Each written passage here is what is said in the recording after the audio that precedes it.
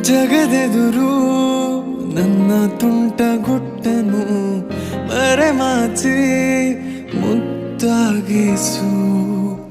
ಅಪರಾಧಿ ಆದ ಅಪ್ಪ ಪೋಲಿಗೆ ನಿಮ್ಮುಸಿರ ಶಾಖ ನೀಡಿ ಶಿಕ್ಷಿಸು. ನೆಲೆ ಇದ್ದ ಬುದ್ಧಿಗೇಡಿ